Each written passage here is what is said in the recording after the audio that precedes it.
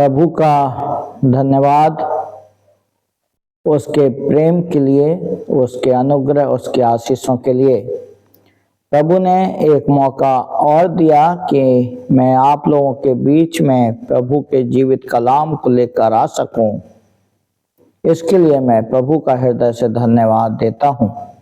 मेरे प्रियो, आज जब एक बार फिर मैं प्रभु के जीवित कलाम को लेकर आप लोगों के बीच में आया हूं, मेरे साथ आप निकालें नीति वचन उसका 6 अध्याय और 2 पद, प्रोवर्ब्स चैप्टर 6 वर्स 2।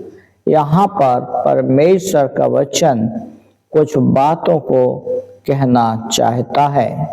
लिखा हुआ है, तो तू अपने ही मुंह के वचनों में फंसा और अपने ही मुंह की बातों में पकड़ा गया। तो तू अपने मुंह की बातों में फंसा और अपने ही मुंह की बातों से पकड़ा गया। प्रभु अपने वचन के पढ़े सुने जाने पर आशीष देवे। मेरे प्रियो, यहाँ पर हम देख रहे हैं मुंह के वचन, हमारे मुंह के निकले हुए एक एक वचन प्रभु जानता है, प्रभु सुनता है, प्रभु देखता है।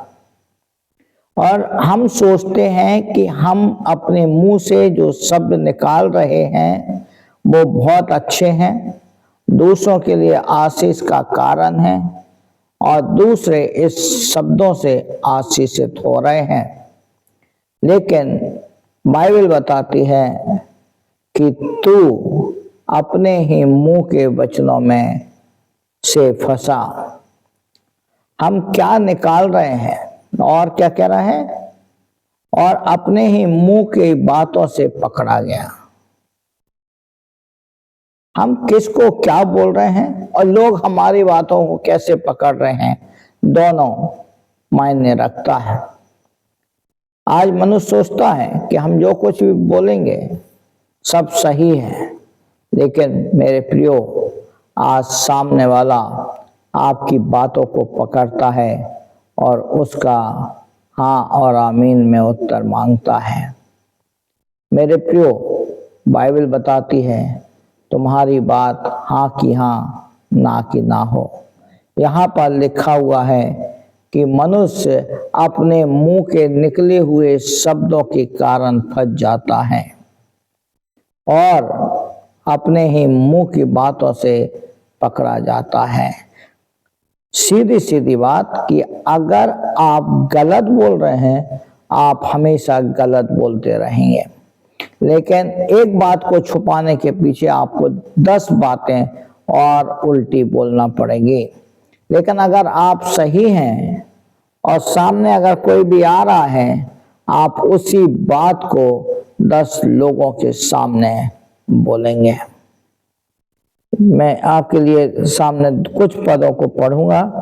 नीति वचन उसका 12 अध्याय और 13 पद। नीति वचन प्रोवर्ब्स चैप्टर 12 वर्स 13। यहाँ पर इस प्रकार से परमेश्वर का वचन कहता है, मैं आपके सामने पढ़ रहा हूं।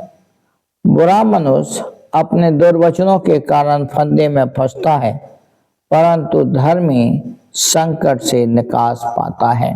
यानी कि अगर हमारे मुंह के निकले हुए शब्द कई बार हमारे लिए हानि का कारण बन जाते हैं।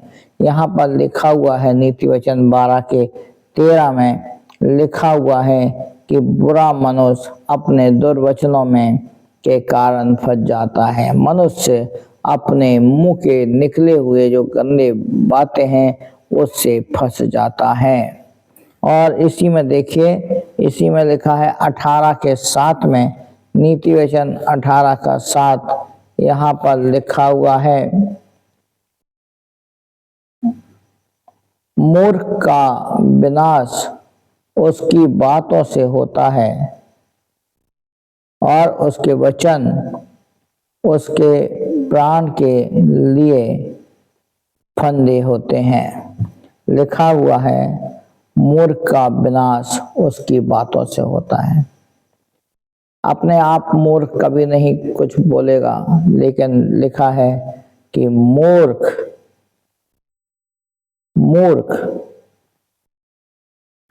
अपनी बातों से फंस जाता है और वो उसके लिए घातक सिद्ध होता है। और लिखा है कि मनुष्य उसके फंदे उसके वचन उसके प्राण के लिए फंदे होते हैं। यानी कि कहना चाहिए कि मूर्ख अपने मन में जो भी सोचता है और उसको बात रख देता है, वो विनाश का कारण होती है। प्रभु चाहता है कि आप उससे दूर रहें। प्रभु नहीं चाहता कि आप उसकी निकटता में बने रहें। यहाँ पर जिस प्रकार से हमने देखा नीति वचन 6:2 में, तो तू अपने मुंह के वचनों से फंसा और अपने ही मुंह की बातों से पकड़ा गया। आप अपने मुंह से कुछ भी बोलते हैं, लेकिन वह आपके लिए एक गलत सिद्ध हो जाती है। आपको सोचना है, समझना है और इसके अनुसार आपको अपने जीवन को चलाना है। प्रभु आप सबको बहुत आशीष दे।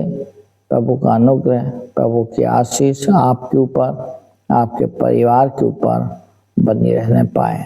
जय मसीह की। प्रभु आप सबको बहुत आशीष दे। प्रभु का अनुग्रह, प्रभु की आशीष आपके ऊपर, आपके परिवार के ऊपर बनी रहने पाए। जय मसीह की।